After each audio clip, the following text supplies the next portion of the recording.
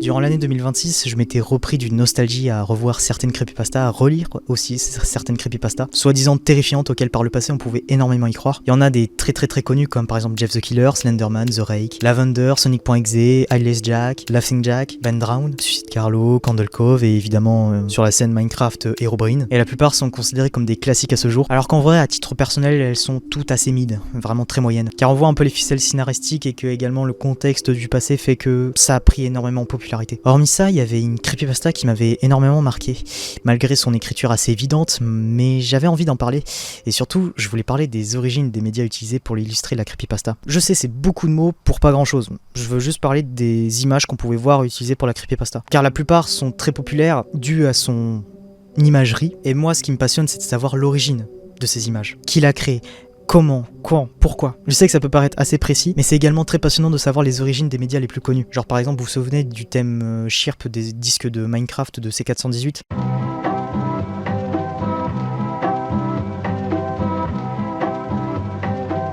Déjà qu'en elle-même la musique est très cool, mais on a pu également l'entendre ailleurs. Alors je sais que c'est très connu cette origine, que la mélodie du début, en fait c'est le thème principal de Little Big Planet.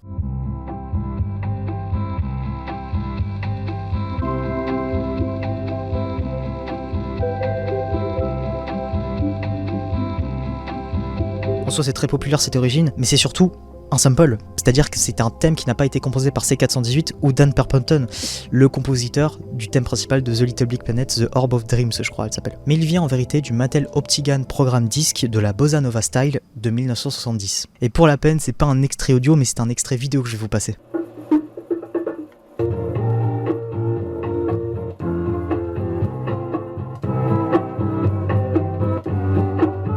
Alors je sais que c'est assez connu depuis plus de 10 ans déjà, c'est assez fou de savoir cette origine, et moi c'est ce qui me passionne le plus personnellement, de savoir les origines parfois assez étranges ou inattendues par moments, et c'est un peu le but de ce LC Talks qui est de se replonger dans le monde des creepypastas avec une creepypasta en particulière qui est celle de Suicide Mouse.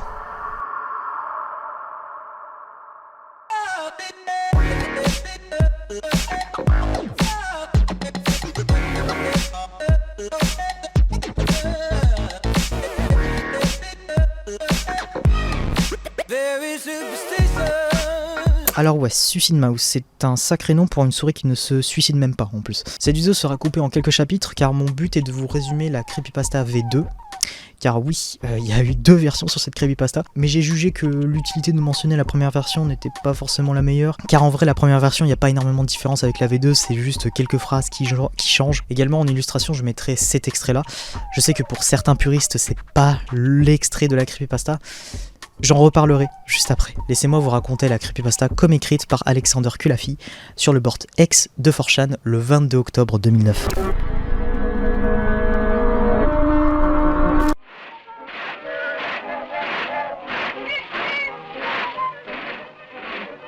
Alors est-ce que certains d'entre vous se souviennent de ces dessins animés de Mickey Mouse des années 1930 ? Ceux qui sont sortis en DVD il y a quelques années. Eh bien j'ai entendu dire qu'il y en existait un qui n'avait jamais été diffusé, même pas aux fans les plus passionnés des classiques Disney. D'après certaines sources, il n'y a rien de spécial, il s'agit simplement d'une boucle continue à la manière des pierres à feu où Mickey passe devant 6 bâtiments, le tout pendant 2 ou 3 minutes avant que l'image ne s'estompe. Contrairement aux mélodies mignonnes habituelles associées à ce genre de dessin animé, la chanson entre guillemets de ce dessin animé n'en était pas une en fait. C'était juste des notes de piano martelées un peu au pif pendant 1 minute et demie.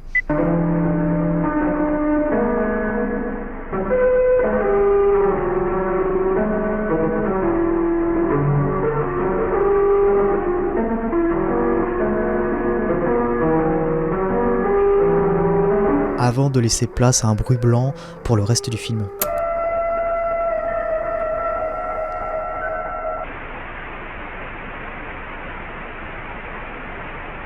Ce n'était pas non plus la plus joyeuse petite souris que nous avons appris à aimer. Mickey ne dansait pas et il ne souriait même pas. Il marchait simplement, comme vous et moi, avec une expression faciale normale, légèrement morose et la tête un peu penchée sur le côté. Jusqu'à il y a 1 an ou 2, tout le monde croyait qu'une fois l'écran devenu noir, c'était fini, il n'y avait rien. Lorsque Léonard Maltin, écrivain historien de l'animation et producteur américain, a examiné ce dessin animé pour déterminer s'il avait place dans la série complète. Il a jugé qu'il était trop médiocre pour figurer sur le DVD, mais il souhaitait tout de même en conserver une copie numérique, car quand même il s'agissait d'une création originale de Walter Disney, donc il fallait quand même garder une copie digitale. Après avoir créé une version numérisée sur son ordinateur et examiné le fichier, il a remarqué quelque chose. Le dessin animé durait en réalité 9 minutes et 4 secondes. Voici le message que ma source m'a envoyé par email dans son intégralité. Il s'agit de l'assistant personnel d'un des hauts dirigeants de Disney et d'une connaissance de Monsieur Maltin lui-même. Je vous laisse avec son témoignage. Après le fondu au noir, l'image est restée ainsi jusqu'à la 6e minute, avant de revenir sur Mickey en train de marcher. Mais là, ce qui était particulier, c'est que le son était différent. C'était une sorte de murmure, ce n'était même pas du langage, mais plutôt un cri étouffé, voire des pleurs étranglés. Alors que le bruit devenait de plus en plus fort et indistinct au cours de la minute suivante, l'image a commencé à prendre une tournure étrange. Le trottoir s'est mis à se tordre dans des directions qui semblaient impossibles au regard de la physique de la démarche de Mickey, et le visage morose de la souris s'est lentement transformé en un rictus. À la 7e minute, le murmure s'est transformé en un cri glaçant.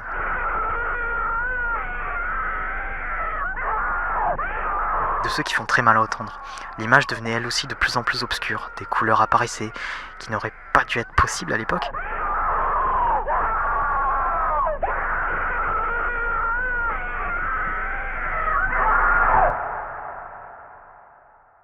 Monsieur Maltin, troublé, quittera la pièce à ce moment-là, chargeant un employé de terminer la vidéo et de noter tout ce qui s'était passé jusqu'à la dernière seconde. Il devait ensuite ranger immédiatement le disque du dessin animé dans le coffre-fort. Les cris déformés du film ont duré jusqu'à la 8e minute et quelques secondes, avant de céder brusquement la place au visage de Mickey Mouse qu'on le voit au générique de tous les cartoons de Disney de l'époque, avec en fond sonore ce qui ressemblait au son d'une boîte à musique, mais une boîte à musique cassée.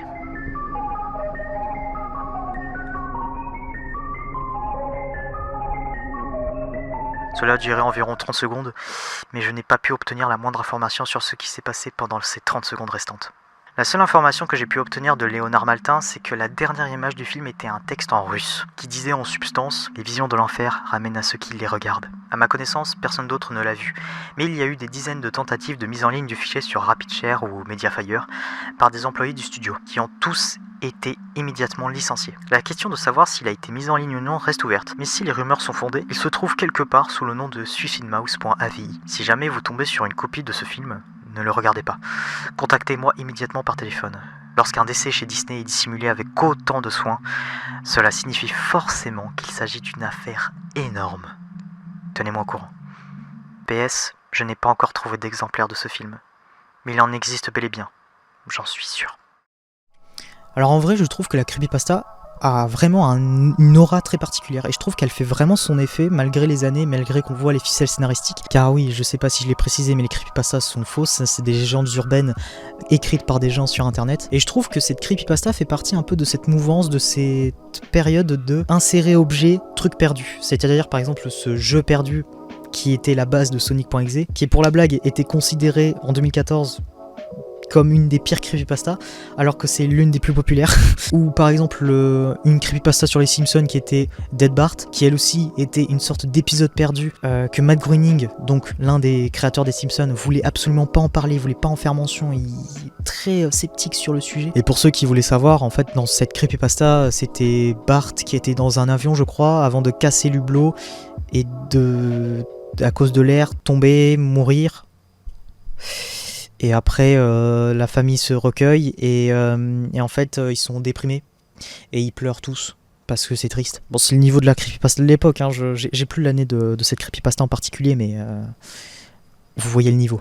Et également, ce que j'aime bien avec cette creepypasta, c'est qu'elle a laissé une grande place à la créativité pour énormément d'artistes. Car comme j'ai dit plus haut, la creepypasta a été écrite en 2009 par Alexander Kulafi, plus connu par son pseudonyme Joe Jacob 666. Et également, comme j'ai dit plus haut, j'allais mettre en illustration un autre extrait de la creepypasta, et j'avais pas mis le média d'origine lié à la creepypasta, et vous allez comprendre les raisons du pourquoi.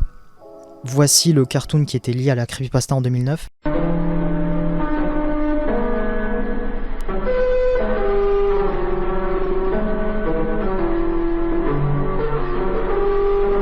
Elle est putain de dégueulasse. Vraiment, sincèrement, j'ai pas d'autres termes. Alors oui, vous allez me sortir l'argument qu'on est en 2009 et c'est compliqué de faire du montage ou de je ne sais quoi.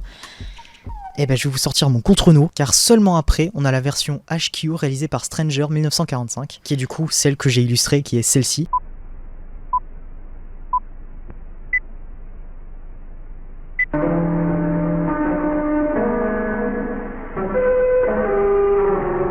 Et que je trouve qui est 1000 fois plus crédible et qui est notamment le média qui est le plus relié à la creepypasta, parce que c'est tout le monde ressort ce remake fait par Stranger qui est le plus crédible avec les détails de la pellicule et tout. Et justement, la vanne du truc, c'est que cette vidéo a été publiée le 30 octobre 2010. C'est-à-dire littéralement 1 an après le premier montage de la creepypasta.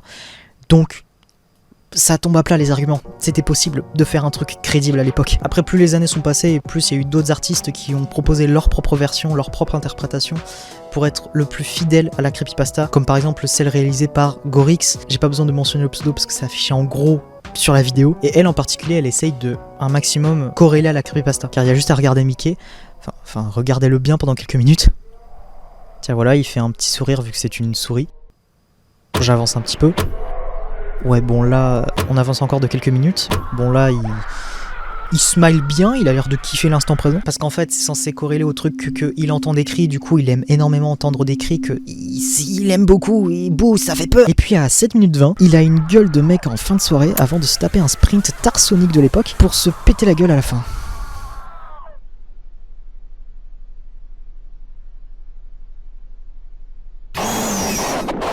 Bon, lui, je pense que la crédibilité, elle est finie. Après, évidemment, je mentionne que celles qui sont les plus populaires à peu près, parce qu'il y en a eu énormément d'autres avec le temps, qui sont plus ou moins réussis. Et moi, je trouve que c'est très passionnant de voir une telle créativité envers ces artistes du coin qui sont pas énormément populaires. Et moi, le truc qui me passionne le plus, comme j'ai mentionné au début de la vidéo, c'est quoi l'origine de ces éléments qui sont montrés sur la creepypasta. Enfin, je sais pas, d'où sort ce Mickey ? Qui a sorti cette musique, qui a créé ces éléments, qui s'est associé avec qui pour faire tel ou tel truc. Et en faisant mes recherches, j'étais un petit peu surpris de voir à quel point en fait on n'a pas spécialement trouvé l'origine de ces éléments. Car souvent les éléments qui sont reliés à la creepypasta, c'est des trucs qui sont perdus au fil du temps parce que personne pense à dire que c'est moi qui l'ai réalisé ou de dire que c'est lui qui l'a réalisé.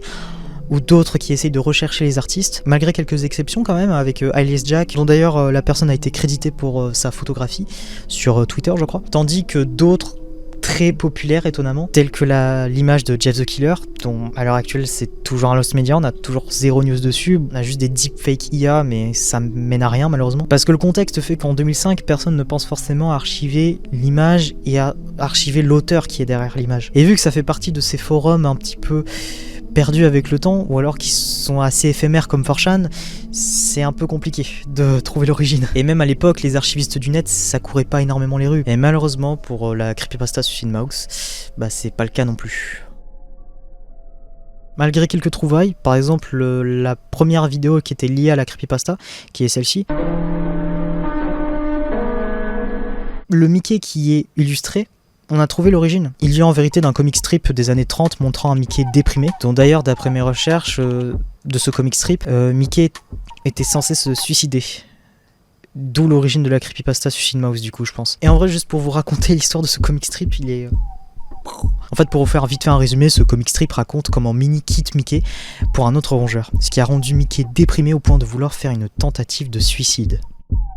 Elle a été dessinée par Floyd Gottfredson, dont d'après certaines sources, l'histoire de ce suicide de Mickey viendrait de Walter Disney lui-même. Bien qu'il faut prendre avec des pincettes parce que on ne saura jamais la véracité de ses propos. Hein. Et dans ce comic strip, Mickey n'arrive pas à se suicider en fait. Ce qui était censé accentuer les scènes drôles, entre grosses guillemets, genre un coup il essaye de se jeter, ça marche pas, un coup il essaye de tirer avec un fusil, ça marche pas.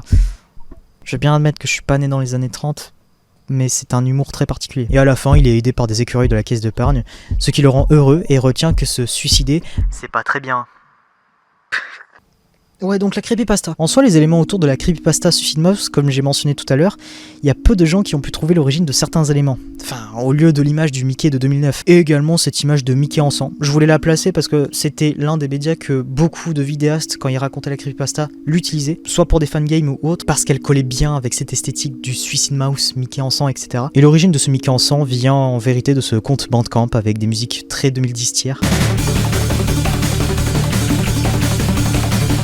Voilà, en soi c'est pas très mordant quoi.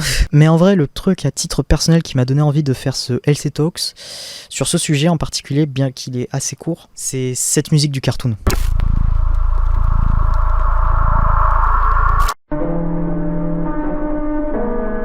Ce qui me marque sur ce piano, c'est la qualité de l'audio. On sent l'enregistreur bien compressé en train d'enregistrer cette personne jouant du piano de façon random. Et bien dites-vous, si j'en parle, c'est que cette musique au piano random est considérée comme une lost wave, plus communément appelée un lost media. Tout commence sur le Reddit r/lostwave où le 20 février 2024, le compte Mr. Ravenswood poste. D'où vient la mélodie de la vidéo creepypasta de SuicideMouse.vi? Bonjour, j'ai une question depuis longtemps. Quelqu'un aurait-il des informations sur l'origine de la mélodie du piano particulière du fichier SuicideMouse.vi dans la version originale de 2009 mise en ligne par Joe Jacob 666? Et entre ce piano qui est un lost media, on a aussi la boîte à musique qu'on entend à la fin du cartoon.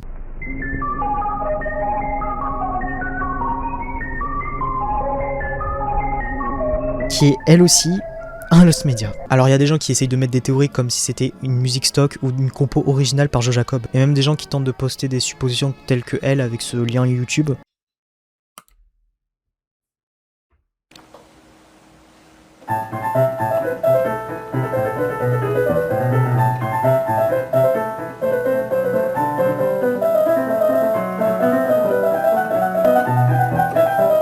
Bon, dès que j'ai vu ça, j'ai pas trop compris à titre personnel parce qu'elle ressemble vraiment pas du tout à la musique qu'on entend dans la creepypasta. Après avoir lu certains commentaires, il paraît bien que cette musique soit liée à la creepypasta étonnamment. Mais je ne saurais dire comment en vrai. Et bien si le Lohan du passé ne sait pas le dire, en tout cas le Lohan du montage va te le dire.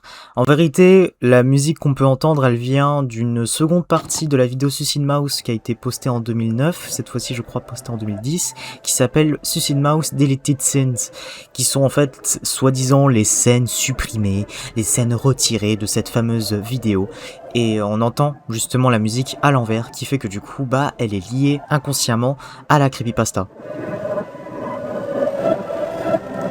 Voilà, il fallait juste que je connecte deux neurones en fait. Et évidemment entre ces gens sérieux il y a également des trolls qui vont essayer de s'infiltrer pour dire que c'est la vraie musique, que j'ai trouvé l'origine, elle s'appelle comme ça, elle vient de ça. Sauf que en fait les trois quarts sont des rip-off de la vidéo, c'est-à-dire qu'ils ont juste pris l'audio de la vidéo de la creepypasta pour la réupload avec une autre cover pour faire croire que c'était autre chose. Les trolls habituels si je puis dire. Et dans ce mélange de trolls, il y a un mec nommé Jgabalon sur YouTube qui mentionnera sur un repost du son qu'il se souvient du nom de la musique, qui est écrit de cette manière. Ce qui laisse penser qu'il est nommé TheDarkness.mp3. Mais malheureusement, il n'y a aucune source qui est reliée. Et Jgabalon dit qu'il a supprimé son historique depuis, qui fait qu'on n'a pas d'archives, de nom de site ou d'autres trucs qui peuvent être reliés à l'élément. Ce qui fait que du coup on peut pas savoir la véracité de ses propos. Sans compter que, pour la grosse blague, je voulais retourner justement sur le lien où il y avait ce fameux commentaire avec le Jacob mes couilles, là, je sais plus comment il s'appelle, avant de me rendre compte que, en fait, son compte a été supprimé. Du coup, tout ce qui était relié à sa chaîne, c'était compliqué de retrouver des archives.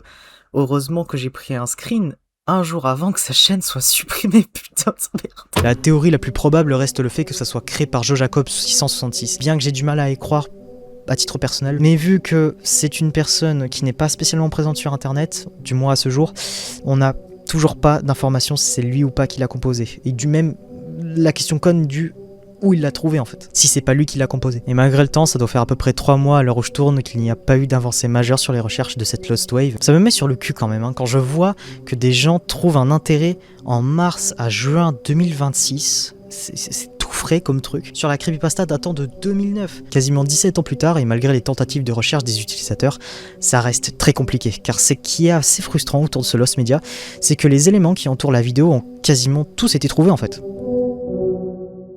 Entre le Mickey que je vous ai mentionné tout à l'heure, et également les cris qu'on entend à la fin. Ça a été retrouvé.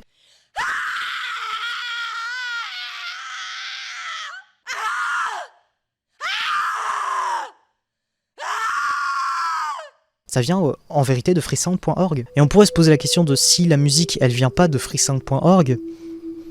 Je ne saurais dire en vrai. J'ai tenté d'essayer de faire mes recherches sur un fichier qui pourrait se nommer The Darkness ou juste chercher piano un peu au pif entre la période de 2007 à 2009, mais je n'ai absolument rien trouvé. Il est probable qu'il doit traîner dans les grosses banques de données de freesound.org, mais je n'ai rien trouvé à titre personnel. Et la cerise de merde sur le gâteau de merde, oui, je pèse mes mots quand je dis ça, c'est que le sample du piano que vous entendez, il a été copyrighté. C'est-à-dire que vu que ce sample de piano n'a pas été protégé, personne s'est revendiqué pour dire que c'est moi qui l'ai fait ou je ne sais quoi. Il y a le groupe Tramontina qui a déposé ce son en 2015. Car en fait, ils l'ont juste utilisé en tant qu'interlude dans une de ses prods. Mais... Alors je sais que vous pouvez me dire « Ah, mais s'ils l'ont déposé, c'est que c'est peut-être eux qui sont derrière. » Non, parce qu'il s'agit d'un rip-off de la vidéo de la creepypasta. On entend le même grain et les mêmes effets sonores de la creepypasta. Ce qui fait que du coup, ça ne peut pas être eux derrière. Puis bon, je pourrais pas vous la passer, mais vraiment, on sent les transitions ridicules. C'est vraiment quelqu'un qui a repris le MP3 de la creepypasta en fait. Et ce qui fait que du coup, la cerise, comme j'ai mentionné, rien que le fait de vous passer ce piano, vaut un copyright sur ma vidéo, voire même un strike s'ils veulent aller plus loin, j'ai pas envie. Et du coup c'est frustrant parce que sur les 3/4 des recréations de la vie du cartoon de Mickey Mouse, en fait dans la description on voit cette musique mentionnée, alors que c'est pas eux qui sont derrière ce piano en fait. Et c'est vraiment frustrant. À l'heure où je tourne, il est 2h51 du matin. Nous sommes le 15 juillet 2026, je tourne en extérieur, c'est pas les meilleures conditions. Et à l'heure actuelle, la musique n'a toujours pas été retrouvée. C'est un peu un cas à la Blind the Wind, mais en plus moderne, et surtout que je trouve que ça touche plus de culture internet, vu que ça touche la communauté creepypasta. Je trouve ça assez étonnant, à titre personnel, que ça soit un Lost Media. Et malgré le fait que ce sujet soit assez court, je voulais quand même faire une vidéo dessus pour tenter d'attirer l'attention dessus. Car peut-être, qui sait, ça sera vous qui allez peut-être retrouver ce média un peu au pif, au hasard, sur une banque de données, sur une banque de sons ou je ne sais quoi. Car je trouve que c'est quand même assez étonnant que ce soit un Lost Media, parce que ça a été une trend sur TikTok, et du coup aussi la musique de la creepypasta en elle-même, tout connement, parce qu'elle était très populaire due à son ambiance un peu particulière. On ne sait pas qui a composé quoi. C'est très frustrant. Et c'est sur ce cruel manque d'informations que marque la fin de cette vidéo. Un grand merci à vous d'avoir regardé la vidéo. Je sais qu'elle change un peu d'habitude parce que déjà je ne suis pas dans ma chambre. J'ai essayé de tenter de faire un setup un peu en extérieur. C'était pas la meilleure des idées parce que j'ai eu que des galères de tournage. C'est ma deuxième prise de tournage là, c'est... Putain. Également désolé pour mon inactivité si j'ai pris énormément de temps pour réaliser cette vidéo. Et en soi c'est pas spécialement le temps qui fait que du coup je sors cette vidéo. C'est juste ma vie à côté, tout connement, hein, je vis. En parallèle, j'essaye de taffer sur d'autres vidéos, j'ai d'autres projets à côté qui font que du coup je peux pas m'attarder de ouf dessus. Également j'essaye un peu de me mettre à la composition, même si ça se voit pas forcément, parce que j'ai pas forcément envie d'en parler, parce que c'est très mid, c'est très moyen, même très mauvais ce que je fais. Parce que déjà de base j'y connais rien en musique et j'essaye d'apprendre un peu Ableton, comme j'ai fait avec Blender il y a 9 ans où j'ai appris un peu au pif en autodidacte. Comme par exemple la musique que vous entendez en fond là, c'est une prod que j'ai composée. Bien qu'elle est très moyenne, mais au moins je trouve que ça habille bien mes vidéos et de savoir que c'est une musique que j'ai composée, que vous entendez, ça fait plaisir. Encore une fois désolé pour mon inactivité, je vais essayer de reprendre petit à petit, je garantis rien mais j'essaye. Merci de me suivre et je vous souhaite une bonne semaine et à la prochaine.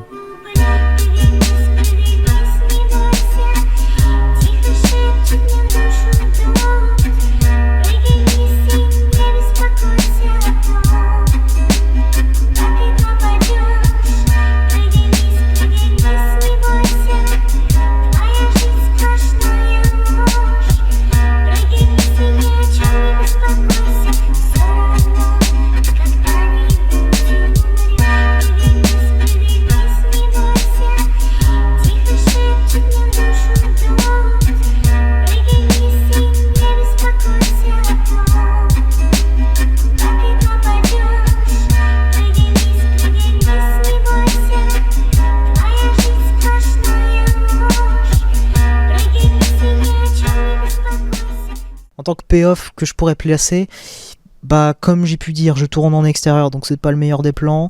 Là c'est ma deuxième prise de tournage parce que le micro il saturait de fou et là je sais même pas s'il sature. Là normalement il est pas, je vois sur ma carte de son il sature pas. Je me pisserais dessus s'il sature. Puis tourner en extérieur c'est pas le meilleur des plans parce qu'il y a les moustiques, il y a les papillons qui tournent autour des lumières. Bon là je sais pas si on l'a entendu mais il y a des chats qui se sont battus là il y a 2 secondes. Et puis juste je grandis, j'évolue.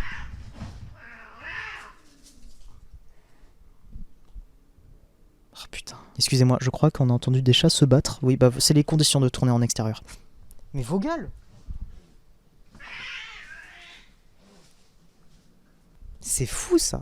Putain, mais laissez-moi tourner. Voilà, c'est les péripéties. Après, est-ce que je continuerai à tourner en extérieur? Oui, clairement. Voilà, merci à vous et puis à la prochaine.